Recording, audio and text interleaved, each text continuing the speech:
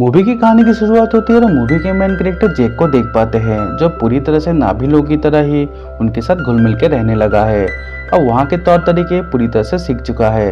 उसने नेत्री से शादी भी कर ली जिससे उनके 2 बच्चे हैं। उसने अपनी पुरानी फ्रेंड किरी के बच्चे को भी गोद ले लिया है। दरअसल जब इंसान इस पेंडोरा नाम के ग्रह पर नाभियों को खत्म करने के लिए और यहाँ के कुछ बेशकीमती चीज़ों को हड़पने के लिए आए थे, तब इंसान और नाभि के बीच में घमासान युद्ध हुआ था। इसमें नाभियों ने इंसानों को बहुत बुरी तरह से हराकर वापस पृथ्वी में भेज दिया। इस दौरान पृथ्वी से आए हुए इंसान में जेक भी था और उसके साथ उसकी फ्रेंड किरी भी थी, लेकिन वो इस दुनिया को ख़त्म नहीं होने देना चाहते थे। इसी कारण वो इन्हीं लोगों के साथ यहाँ पे बस गए और उन्होंने मिलकर इंसानों का मुकाबला किया। यहाँ पर एक इंसानी बच्चे को देख पाते हैं जो जेक के बच्चों के साथ खेल रहा होता है, जिसका नाम स्पाइडर है जो कर्नल का बेटा होता है।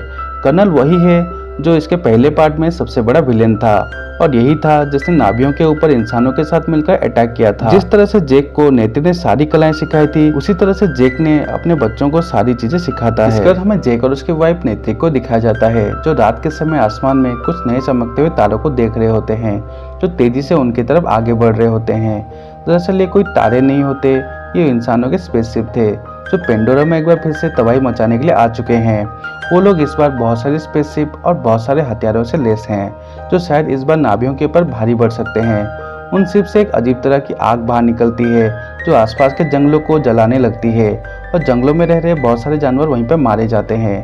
और उन स्पेसशिप के अंदर से बहुत बड़े रोबोट बाहर निकलते हैं जिनके हाथों में बहुत बड़े बड़े हथियार थे। आगे हम देखते हैं कि इंसानों के उसी लैब को दिखाया जाता है जहां हम एक नाभि जैसे इंसान को देख पाते हैं जो होश में आने के बाद वहां मौजूद अपने जैसे दिखने वाले लोगों पर अटैक कर देता है, जिसके बाद वहां मौजूद सारे लोग उसे पकड़ने की कोशिश करते हैं और उसे समझाते हैं कि वो और कोई नहीं बल्कि कर्नल ही है। हमें पता चलता है कि इंसानों ने कर्नल के मर जाने के बाद उसके दिमाग को किसी मॉडर्न टेक्नोलॉजी के बदौलत अभी तक जिंदा रखा हुआ है और उसे एक बॉडी में डाल दिया है जो एक नाभियों की तरह दिखाई दे रही है।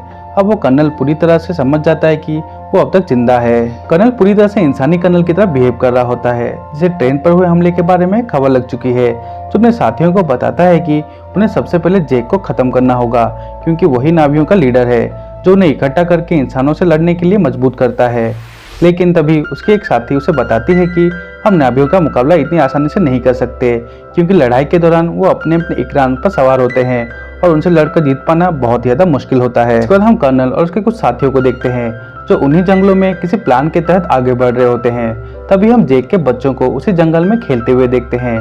कर्नल के लोग को आता हुआ देख जेक के बच्चे अपने फादर को इस बात की जानकारी देते हैं। जेक अपने सारे बच्चों को वहां से निकलने के लिए कहता है, लेकिन तभी कर्नल के लोग उन लोगों को पकड़ लेते हैं और उन्हीं में स्पाइडर भी था। इसे देखकर कर्नल समझ जाता है कि ये उसी का लड़का है। इसी बीच वहां पर जेक और नेत्री भी आ जाते हैं जो झाड़ियों में छिपकर इंसानों पर अटैक करते हैं। इसी दौरान वो अपने सारे बच्चों को बचाने में कामयाब हो जाता है, लेकिन स्पाइडर को कर्नल अपने साथ स्पेसशिप में उसी लैब में ले जाता है। आगे जेक नेत्री को बताता है कि अगर वो लोग यहाँ पे ज्यादा दिन तक रहे तो लोग पकड़े जाएंगे क्योंकि इंसान स्पाइडर को अपने साथ ले गए हैं और वो किसी भी वक्त उससे उन लोगों का पता पूछकर उन पर और उनके साथ रहने वाले लोगों पर अटैक कर देंगे, जिससे कि बेकसूर लोग मारे जाएंगे। क्योंकि जेक जानता था कि कर्नल सिर्फ उसी के पीछे पड़ा हुआ है। अब जेक नहीं चाहता था कि उसकी वजह से मासूम लोगों की हत्या हो, इसी कारण वो इस जगह से कहीं दूर चलने के लिए नेत्री को कहता है। इसके बाद हमें उसी लैब का सीन दिखाया जाता है जहां कर्नल और उसके कुछ साथी स्पाइडर को बहुत ज्यादा टॉर्चर कर रहे होते हैं। उससे जेक और उसकी फैमिली के बारे में पूछ रहे होते हैं, लेकिन बहुत टॉर्चर सहने के बाद भी स्पाइडर उनसे कुछ भी नहीं बताता। लेकिन तभी वहाँ पे कर्नल आता है, उसके आदमियों को बताता है कि स्पाइडर एक इंसान है जो इंसानों की तरह हमारी बातें को समझ सकता है, जो टॉर्चर करने की बिल्कुल भी ज़रूरत नहीं है। इसके बाद कर्नल स्पाइडर के पास जाता है, उसे समझाने की कोशिश करता है। वो कहता है कि वो उसे एक अलग दुनिया में लेकर जाएगा जहाँ पर उसी के जैसे लोग रहते हैं और वो बताता है कि वो उसका असली फादर है, ना कि जेक। इसके बाद हमें जेक और उसके नाभि के लोगों को दिखाया जाता है जहाँ जेक एक दूसरे नाभि को उस ग्रुप का लीडर बनाकर अपनी सारी फैमिली और बच्चों को लेकर वहाँ से दूर जाने के लिए आगे बढ़ चुका है, जो कई आइलैंड को पार करने के बाद एक ऐसी जगह पे पहुंच जाता है जहाँ पे चारों तरफ पानी ही पानी है और वहाँ के लोग पानी के आसपास ही अपनी लाइफ गुजारते हैं, जो दिखने में बिल्कुल भी अजीब दिख रहे थे। और जेक श्योर हो चुका है कि वो इंसान उसे और उसके फैमिली को ढूंढ नहीं पाएंगे। अब जैसे ही वो उस जगह पे पहुँचते हैं तो उन्हें बहुत सारे लोग मिलते हैं जो दिखने में बिल्कुल अलग थे और वहाँ के लोग जेक और उसकी फैमिली को देखकर चौंक जाते हैं क्योंकि इस तरह के लोग उन्होंने पहले कभी नहीं देखे थे। तभी वहाँ पे उन लोग का लीडर आता है। जेक लीडर को उस जगह पर रहने के लिए परमिशन मांगता है, लेकिन लीडर उसे बताता है कि वो लोग इस जगह पर नहीं रह सकते क्योंकि वो लोग पानी में रहा करते हैं और जेक और उसकी फैमिली इस काबिल नहीं है कि पानी में वो लोग रह सके।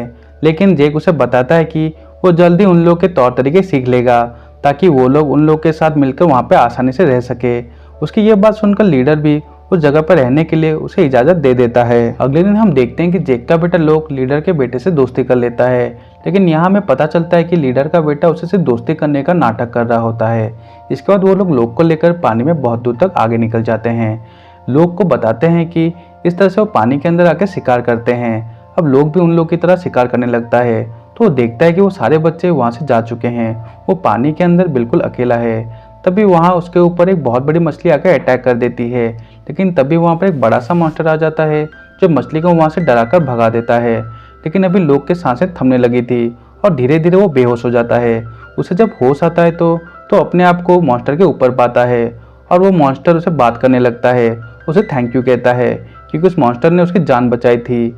अब लोग और उस मॉन्स्टर के बीच में दोस्ती पनपने लगती है। वो मॉन्स्टर उसे सुरक्षित वापस उसी जगह पे छोड़ देता है जहाँ पे वो लोग रहते हैं। लोग सारे लोग को बताता है कि जिस जगह पे वो लोग उसे छोड़कर गए थे वहाँ उसे एक बहुत बड़ा मॉन्स्टर मिला और उसी ने उसे वापस इन लोग के पास छोड़ कर गया। इसी बीच लीडर की बेटी बताती है कि वो बहुत ज़्यादा खतरनाक है जिसका नाम पाइकन है।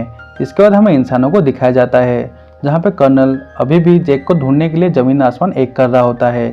इसी तरह उन लोगों ने इकरान की सवारी करना भी सीख लिया था। अब वो जेक को ढूंढते हुए आगे बढ़ते हैं जहाँ पानी के अंदर उन लोगों को एक मॉन्स्टर नजर आता है जो अपने बच्चे के साथ पानी में ही होता है। लेकिन इंसान भी अब वहाँ पर पहुँच चुके थे जो अपने पास मौजूद एक सुपरसोनिक मिसाइल और हथियारों से उन लोगों पर अटैक करते हैं, जिस कारण मॉन्स्टर वहीं पर मारा जाता है। जिसके बाद कर्नल और उसके साथी उस मॉन्स्टर के अंदर जाकर एक ड्रिल मशीन से उसके अंदर से किसी तरह का पीला लिक्विड निकालते हैं जो बहुत ही ज़्यादा बेशकीमती था, जो लोगों की उम्र को रोकने के लिए बहुत ज़्यादा मददगार था। इसके बाद हमें जेक और उसकी फैमिली को दिखाया जाता है जो सारे लोग के साथ वहीं पर मौजूद थे।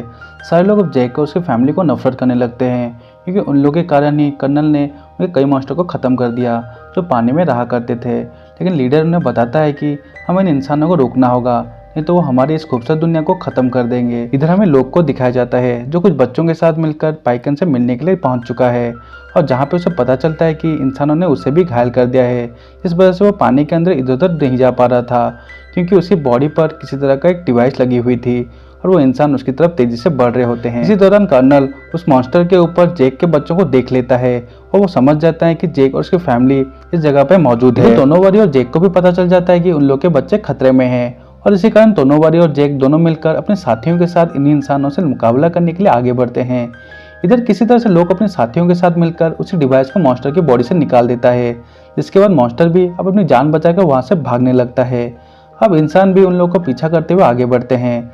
सारे बच्चे अपनी जान को बचाने के लिए इधर उधर भागते हैं, लेकिन कुछ ही देर बाद उन लोगों को पानी के अंदर जाल बिछाकर कर्नल के लोग द्वारा पकड़ लिया जाता है और लोगों को उस शिप पर ले जाया जाता है। अब जेक भी अपने साथियों के साथ उस जगह पर पहुंच चुका है, लेकिन वो देखता है कि कर्नल के लोगों ने उनके बच्चों को शिप के आगे बांध दिया है और इसी कारण वो शिप पर अटैक भी नहीं कर सकते। कर्नल जेक को बताता है कि अगर वो अपने बच्चे की जान बचाना चाहता है तो वो बिना हथियार उन लोग के पास अकेला ही आए। जेक उसकी यह बात सुनकर ऐसा ही करना चाहता है और वो आगे बढ़ता है, लेकिन तभी वहाँ पर लोक का दोस्त पाइकन आ जाता है जिसे लोक और उसके दोस्तों ने बचाया था, जो शिप पर हमला कर देता है और वहाँ मौजूद सारे लोग को मारने लगता है और शिप को पूरी तरह से बर्बाद करने लगता है। अब मौका देखकर जेक और उसके साथी इन इंसानों पर हमला कर देते हैं। आगे हम देखते हैं कि इंसानों और नाभियों के बीच में लड़ाई शुरू हो जाती है। इसी तरह से सब लोगों से बचकर उस शिप में पहुंच जाता है और अपने सारे बच्चों को वहां से छुड़ा लेता है, लेकिन इस दौरान जेक की बेटी टुक उसी शिप में छूट जाती है और वो शिप पूरी तरह से बर्बाद हो चुका था, जो किसी भी वक्त डूबने वाला था।